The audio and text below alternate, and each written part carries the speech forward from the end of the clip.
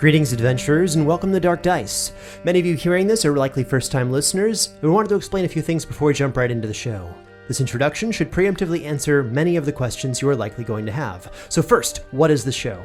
Well, I'm Travis, the show's creator, dungeon master, editor, sound designer, music director, etc., and half of Fool and Scholar Productions. We, Fool and Scholar Productions, are an independent two-person husband-wife production team that makes audio fiction stories, aka podcasts.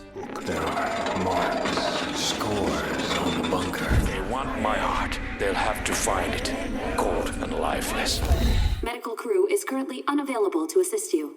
My spouse and co-creator Caitlin writes and promotes them, and we work with indie actors around the world, many of whom have never acted before, to bring our stories to life. You can find them by looking up Fool and Scholar Productions. Links are in the show notes. I'd like to repeat that our shows are almost entirely listener-supported, free, and that we're extremely grateful to our Patreon supporters and for our show's growth and popularity. It may also interest you to know that we currently have a fun bet with our listeners that if we can reach 40,000 regular subscribers of Dark Dice before October 2021, we will begin work on a Dark Dice musical episode for our patrons. So if you'd like to help us reach our goal, please consider sharing the show with a friend. Then maybe you can expect something like this. During these storms, travel's not advised. For those of you who may not understand what Dungeons & Dragons is, please listen to our 0 episode at the very start of the feed, as it explains all of this in far greater detail.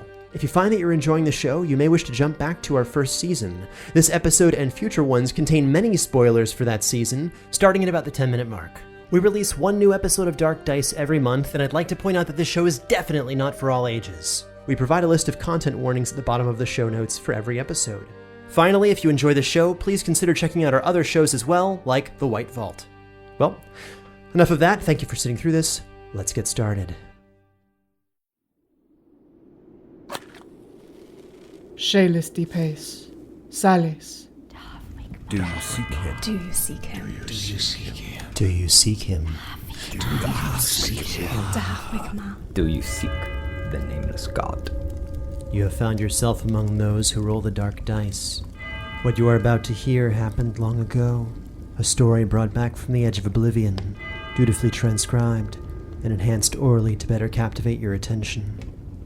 Previously, a team of adventurers set off Milminer's hope to find their town's missing children. Those who returned thought proudly of their hard-won victory. However, not all was as it seemed.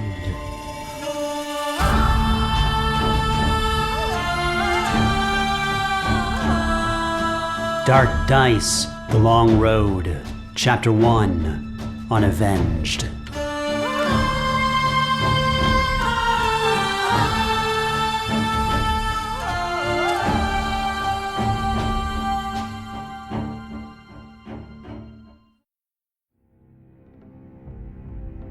Ildrex Mystan, the scaleskin warrior, had been traveling the world for 5 months in relative peace, leaving the far north for the calm quiet of the Frost Iron Mountains. It was said that one could find answers deep within themselves if they focused their mind, their body, and soul.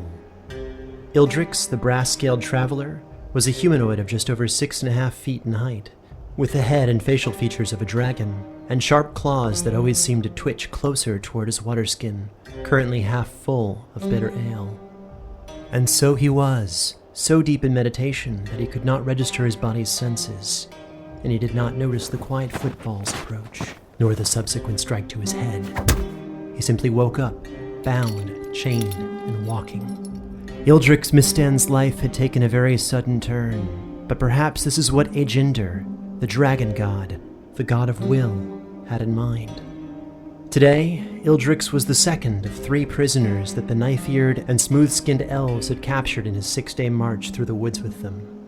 Silent, resentful, and cruel, the elves had been guiding Ildrex and his 2 fellows to an unknown destination for an unknown reason. The leading prisoner was a dwarven woman with braided golden hair and pale skin that seemed to match the snow at their feet. The other, a wood elf captured just this morning, was a religious huntsman who seemed resolved to his fate. That huntsman was named Balmur. Mechanically speaking, he was a sorcerer with a level of cleric. Hello, everybody. Hi.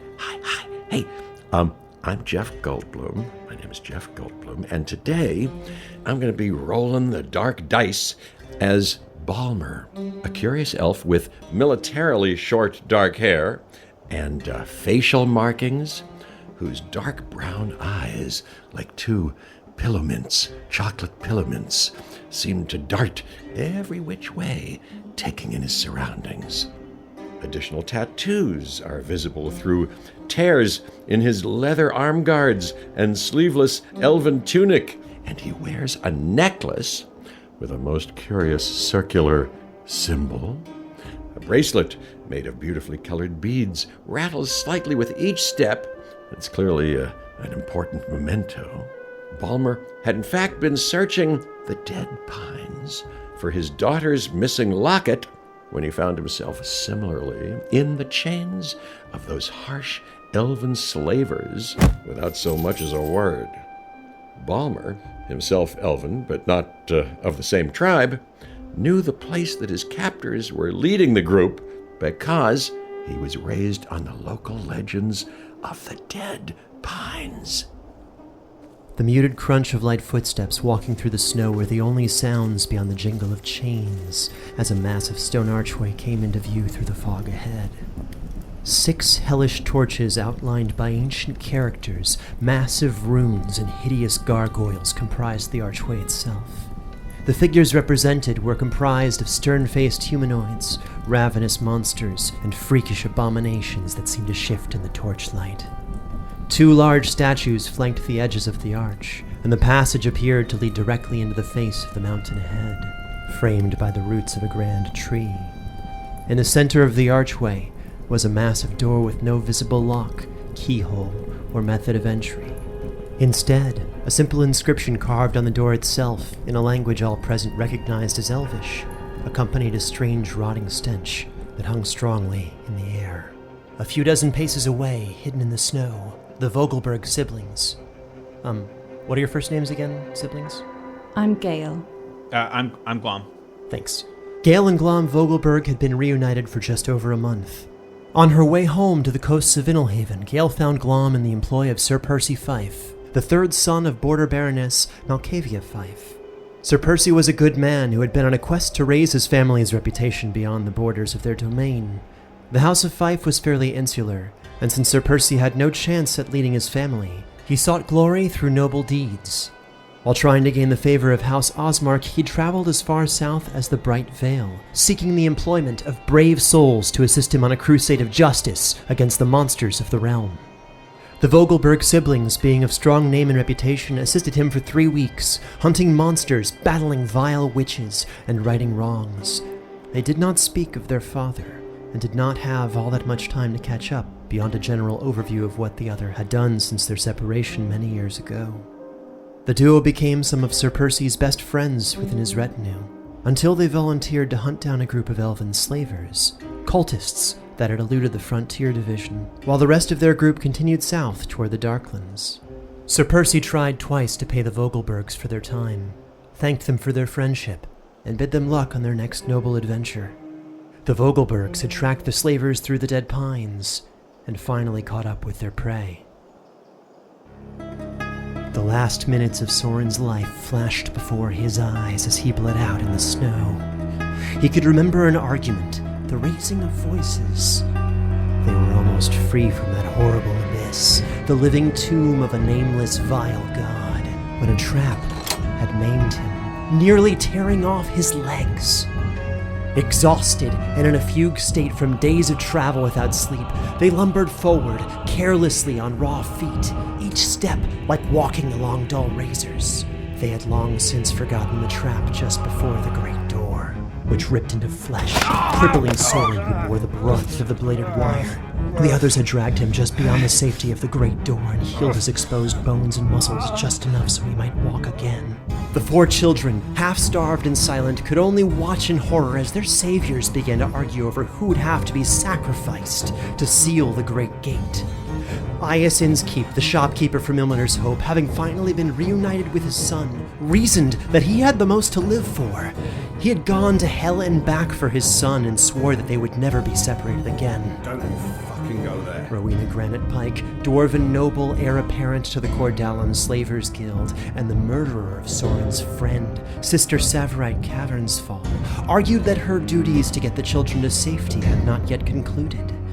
That left the old dwarf, Father Sindri Westpike, who was still mumbling to himself incoherently, the final step of the long journey loosening his sanity, while Soren Arkwright, the protector of Ilmater's Hope and the monster-hunting hero of the Bright Vale, weighed his prospects. Regardless of what delusional Father Westpike had to say about killing one of the extra children, he was the only one of 3 possible choices in Soren's eyes. The old man had a family he neglected for over the last 80 or so years, a family who Sindri Westpike admitted might already be dead. Rowena had no true prospects beyond returning home to her undeniably evil guild and abusive family. And Soren? Well, Soren simply wasn't ready to give up the ghost. No, not yet. Despite his earlier attempts at a release from the physical over the past few days, he had finally come to grips that he had communities to aid, monsters to vanquish, a future. I will be the one to choose. The same way you chose for Sister Cavernsfall. As the argument increased in intensity, Soren suddenly felt a sharp pain in his stomach. A dagger. His dagger was lodged deep, just below the ribs. Surprised and quite taken aback, he fell. As Rowena stared at him, a mirrored expression painted across her face. Father Westpike continued to scream about killing one of the children instead, so Rowena punched him squarely in the face, knocking the old man out cold before turning back to face Soren.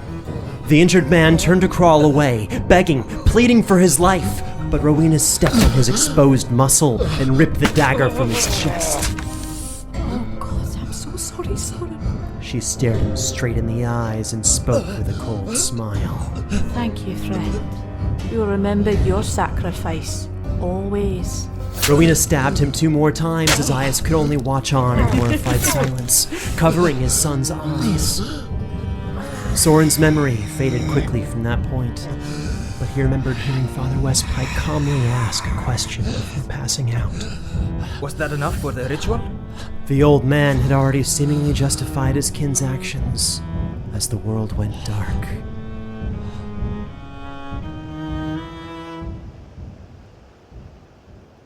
Soren remembered waking up to see the figure of a man lean over him and pour a strange hissing liquid into his wounds. Vision blurry from the immense pain, Soren let himself fall back into the darkness once more, awakening much later in the snow and great pain.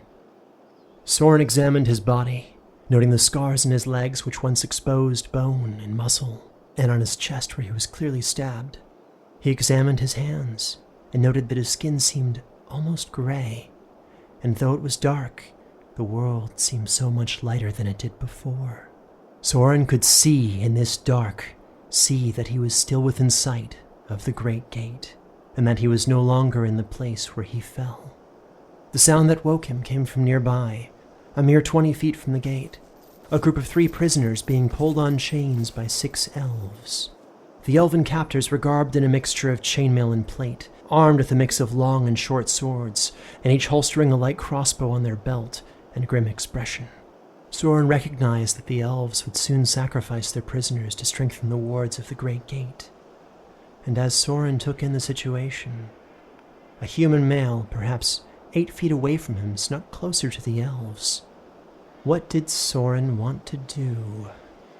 All right. Well, that sounds like a fun barbecue. I imagine I would probably still be a little bit surprised, even not used to speaking at this point from my perhaps month in various snowdrifts. The human stalker nearby shifted in place, catching Soren's attention again. Did they come with the elves or just appear? They appeared to be sneaking up on the elves, but Soren could only see one of them so far. Glom, Gaelle, how would you describe yourselves? Gaelle is a human of about average height and weight, dressed in a fashionable black and blue garment that give the impression that she's someone important. It's a bit of a mix between boat captain and crusader, with a tall necked cape that complement her blue eyes, and the dark boots and gloves that make her dark red hair pop. She's very pale and has the same dark eyeliner as her brother Glom. Glom is a bit shorter and darker than his sister. He's got a black padded leather jacket with a knightly cape that's seen better days draped over it. He has a sharp nose. He looks pretty weary. Strong athletic build, short dark hair that's relatively unkempt. Actually, he's unkempt from the hair down. He keeps his cherished battered metal shield on his back, which has a black raven crest on it. And I guess we're creeping up towards Soren without realizing it. Creeping up on their prey, Glom and Gaelle began to prepare their weapons, when suddenly a nearby noise caught them off guard, coming from a figure buried in the snow. What's going on? What did the figure in the snow look like? Oh, I believe the original description was that I'm almost deceptively average-looking in terms of height and build. I could be any local farmhand apart from my gray skin and the invisible weight I seem to carry. I also have steel gray eyes, which now go quite well with the rest of me, and I'm typically wearing a hood as often as I can get away with it. I like to shut people out, so I have darkish brown hair that appears to be sawed off at chin length, quite unkempt as well, and a slightly darker beard beginning to show streaks of gray. So Glom freezes and drops to one knee, halting the drawing of his bow, and hisses at his sister, gesturing towards the figure in the snow. Gaelle's going to look at the figure in the snow. She's not sure she wants to be involved, but hangs back a little bit, making a face at her brother with, what is it you want me to do? Glom switches to sign language to Gaelle, waiting to catch her eye. I think those are the elves, but I don't know who this is in the snow. Gaelle signs. He looks mostly dead already. Do you want us to help him? Or do you want to just go for the elves? That's what we're here for. Glom is still sneaking forward and signs back. Yes, I don't know if he's with them. If they're friends, it doesn't look like he's having much fun with them. I definitely notice them and I start to scoot away a bit, creating some nice tracks in the snow. But my main focus is more on the elves, I would say, though I'm keeping a close watch. In the distance, the elves grabbed the dwarven woman, forcing her head down on a block of stone. Let go of One of the elves drew his weapon, and Soren's eyes went wide as he realized what was happening. Stop! What are you doing? Before he could even realize he'd done so, Soren rose from the snow, yelling at the elves. He fired a shot toward the elf holding the woman, just barely missing his target's head. Combat had begun. So Glom immediately begins to draw a bead on the elves with his bow. Balmur, third in line for execution, saw arrows being fired from a ridge nearby. At our captors? Yeah, Balmur's gonna coil himself up, get ready. Because if there's a potential rescue, he's gonna spring into action. Bound as he is, he's gonna at least try to help them in their rescue by knocking over an enemy or something. I'm going to hold back a little bit and cast Eldritch Blast, because we're clearly in danger. At the elf at the far end, the one next to the captured elf. That way we have something of a distraction if I miss. I want to create as much confusion as possible. Gaelle extended her hand and spat a dark incantation to her patron Neldich as a bolt of energy flew through the cloak of the furthest elven soldier, the one closest to Balmur. The shot didn't hit him, but it caught the elf off guard. The wide-eyed soldier replied to the chant with a question in Elvish. Shells de pes! Sales! Or in the common tongue. Are you those that seek him? If the guard's distracted, Balmur will pull the chain away, either knocking the guard down or breaking free himself. Maybe not so much. That's an 11. Despite a slight hesitation, the guard's footing was on slick ice and Balmur was able to yank the chain free. With a subsequent bit of fortune on his advantage roll, Balmur was able to tackle the guard and bash his chest with the chains for 8 bludgeoning damage. The guard was still alive, but very much prone. Not for long. So, my wrists are chained to one of the elves, who's still in the process of taking in the situation. So, I'm going to try and tackle them with a 16 as an attack. Ildrex exhaled loudly, lowering his center of gravity before tackling the guard, freeing their chain, and punching them in the face for good measure for 3 damage. Glom hisses when his sister lets off something that appears like magic. I don't know how far it would throw me off, Glom off. But he attempts to fire his bow on the lead elf. And that is that's a critical. It's a 19, so that's a critical for Glom. Also roll the percentile dice. Okay, 35. Okay. The arrow caught the elf squarely in the knee, causing him to fall in a scream of agony. The figure took 7 damage and sat in stunned anguish, debating whether it was better to push the arrow through, pull it out, or break it off. The remaining elves called out in Elvish towards Soren desperately, raising their crossbows defensively but not attacking. However, due to Soren and Glom's confused perceptions, the cries seemed hostile, perhaps even charged with magic.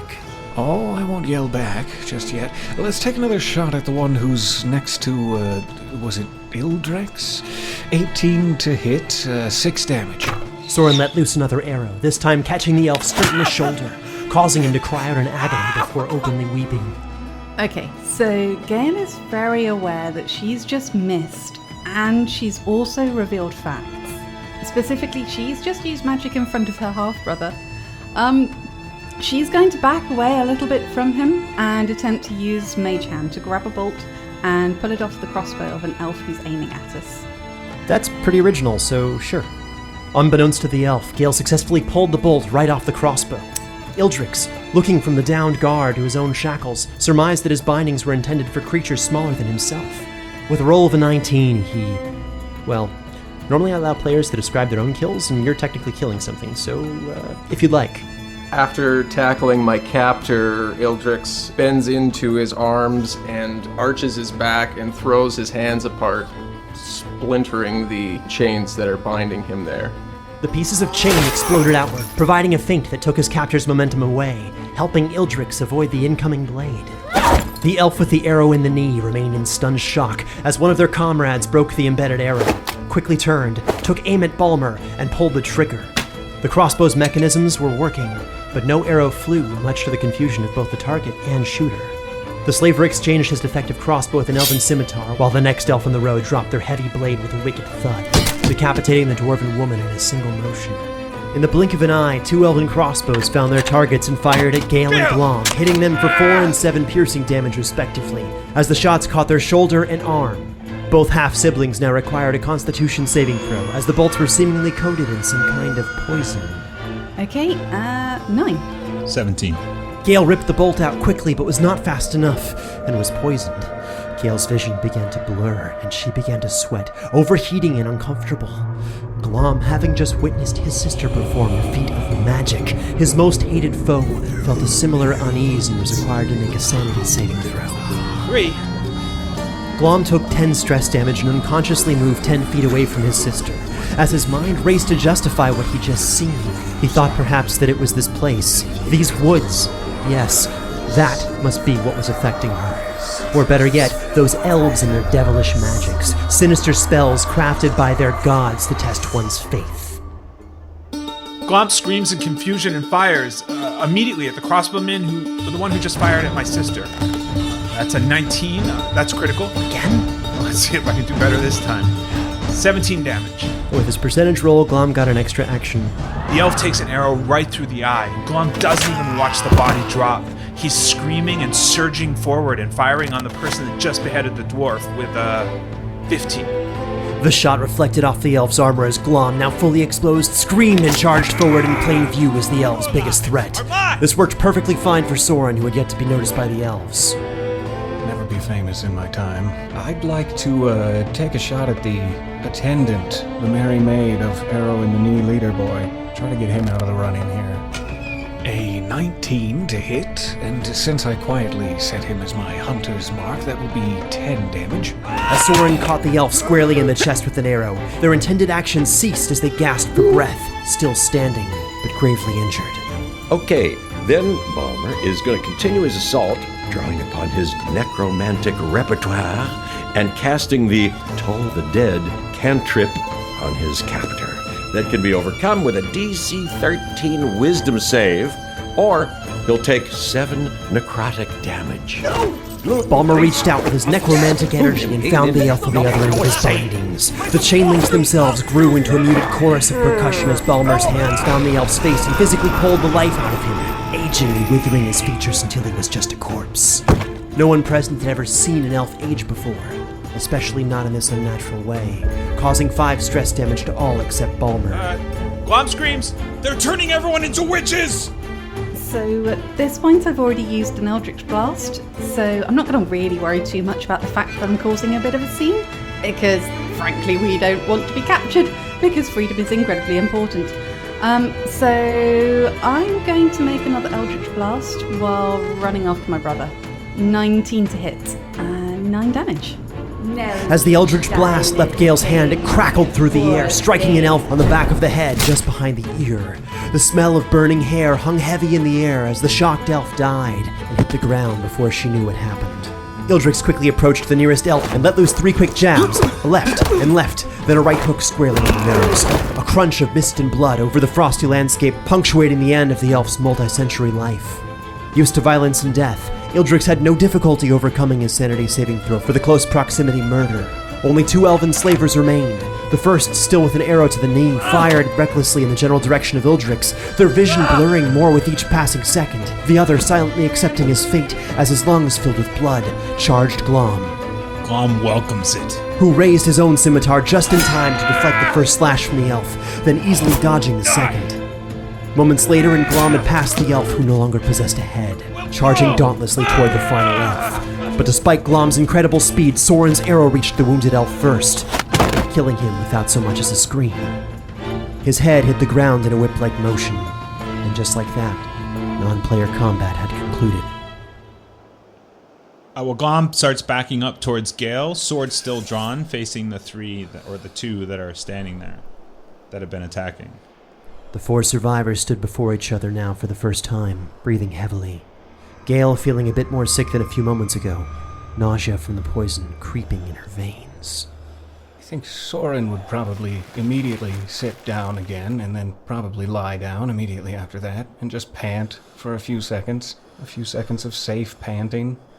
Looking up past the ruined corpses of their captors, Balmur and Ildrex cautiously stepped toward their saviors, still wary and prepared for confrontation. It was Balmur who broke the silence.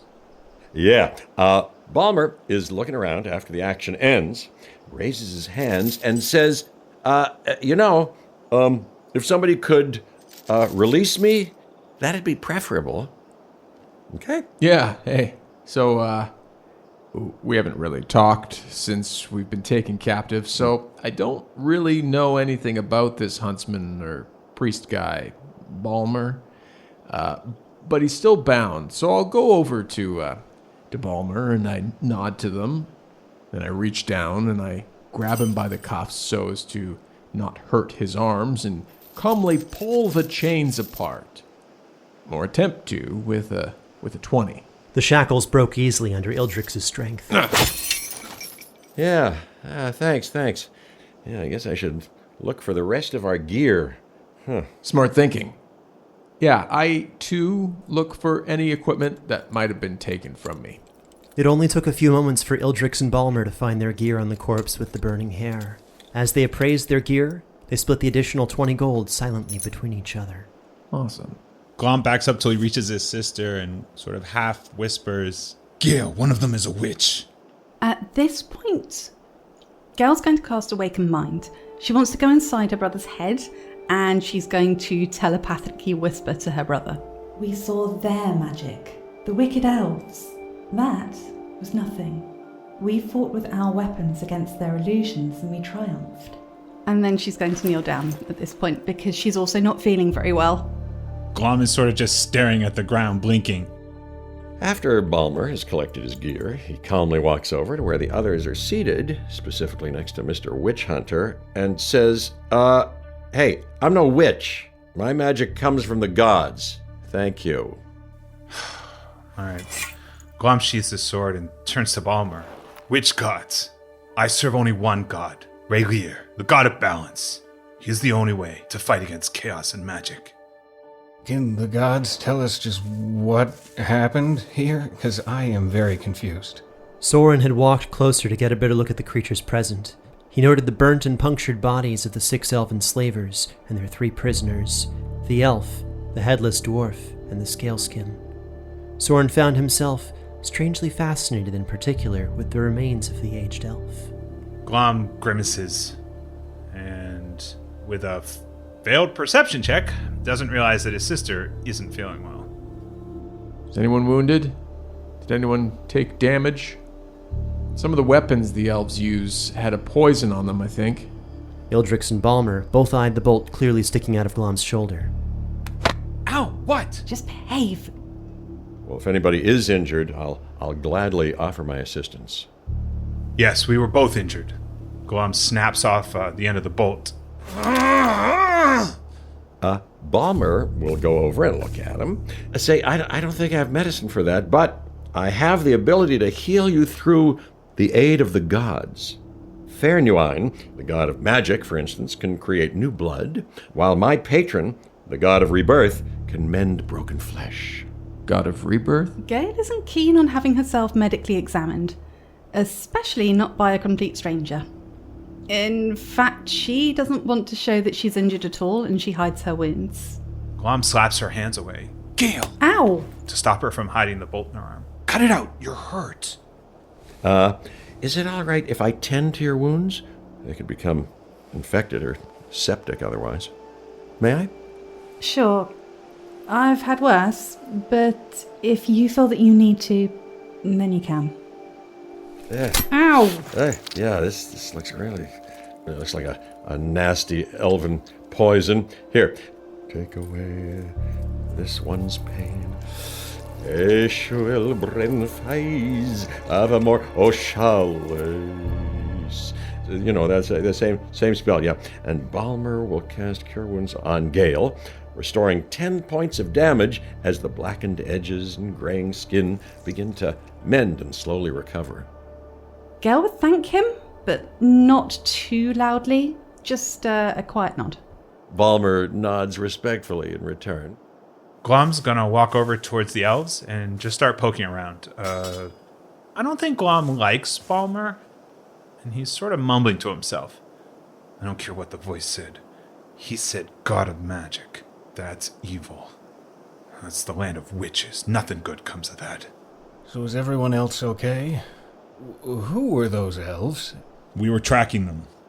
I don't know who they are, but they brought us here to presumably murder us. I'm assuming that was against your will? Yeah. Oh, good. So we have slavers. Just kick one of them gently. And look at the blood closely with a natural 20 perception check.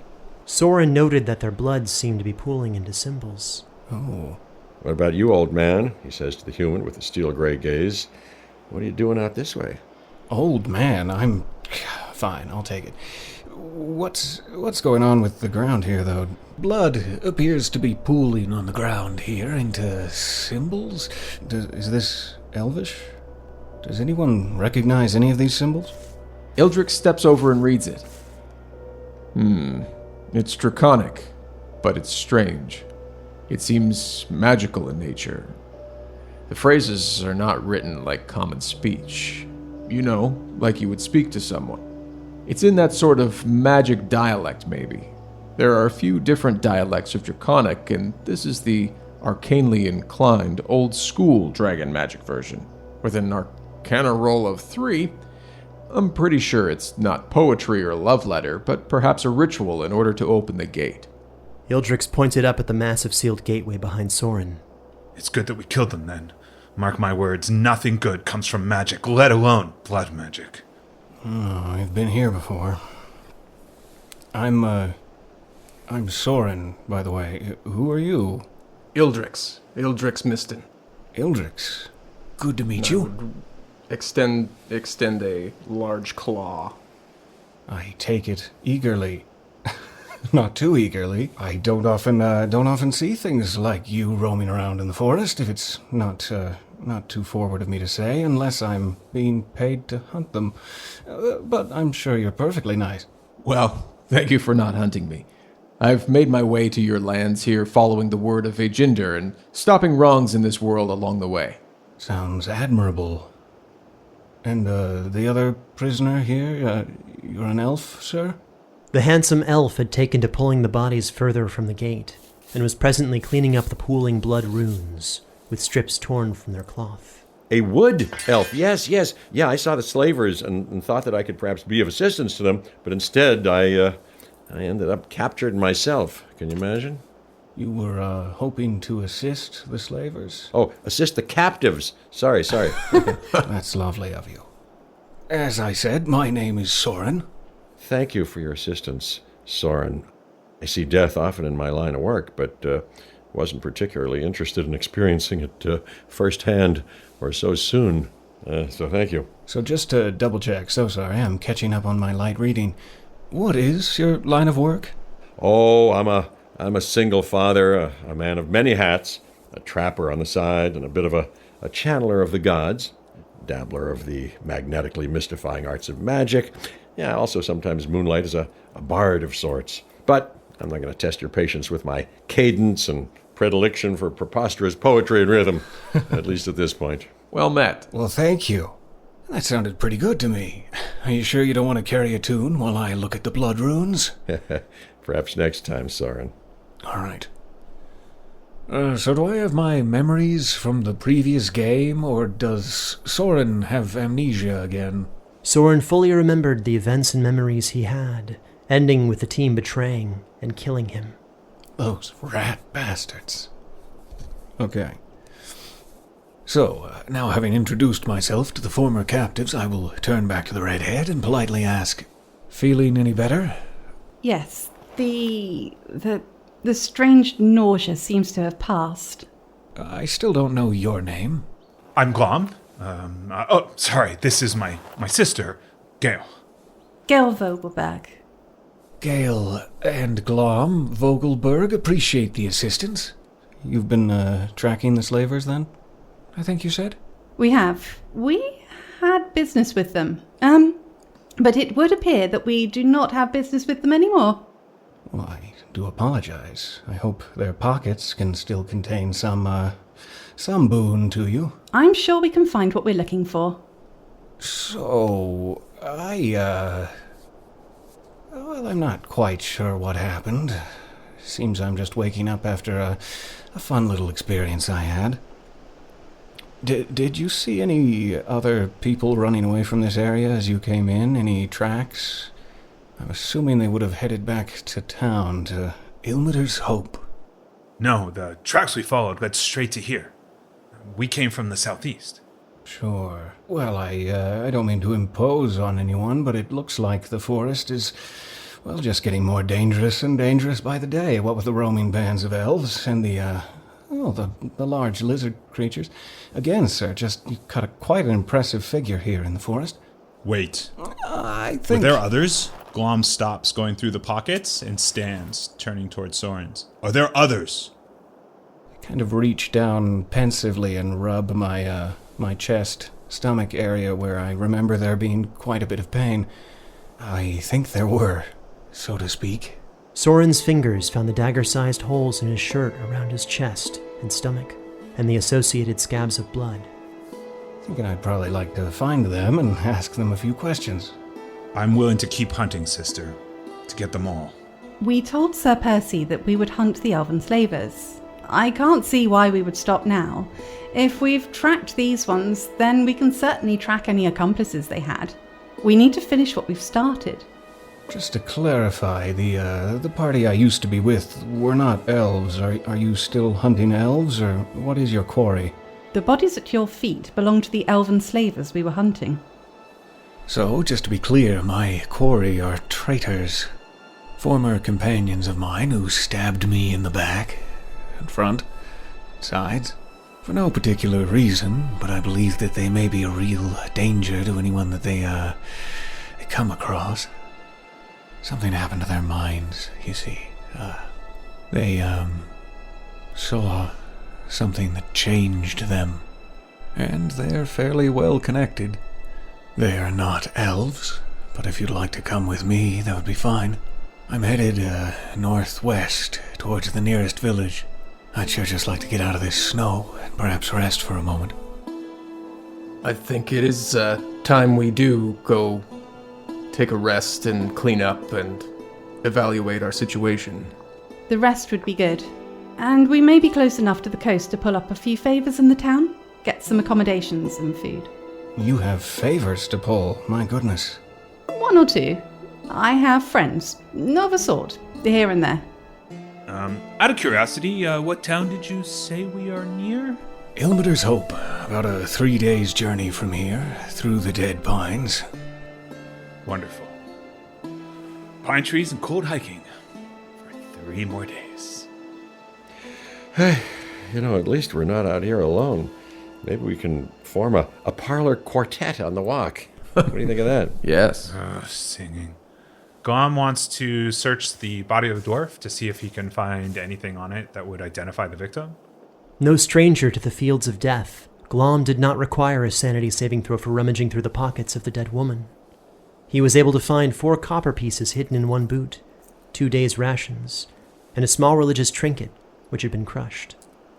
Glom felt like it might have belonged to Jegarin, god of nature and fertility. Okay, I leave the money. I take the trinket just in case I can use it to identify her. Glom also found a brooch that depicted a set of scales with a pin clasp. Okay, Glom takes that. By rolling knowledge history, Glom could try to identify the brooch, if he were so inclined. Yeah, that ain't happening. But I'll take it. Would it be possible that Glom would want to show that to me? Yeah, okay. So Glom walks back and says, Gaelle, the dwarf had this on her. I think I would then want to inspect it. With a 12 for history? It appears to belong to a dwarven guild known as the Cordalum. They often use a balancing scale iconography that they use to denote their guild, but they're known for being grave diggers, artifact stealers, slavers. They're a little bit seedy on where they acquire goods, but in my experience they're fair in their merchant dealings. Glom, I'd suggest keeping this. You can have it. Glom walks back over to the elves and starts looting the bodies.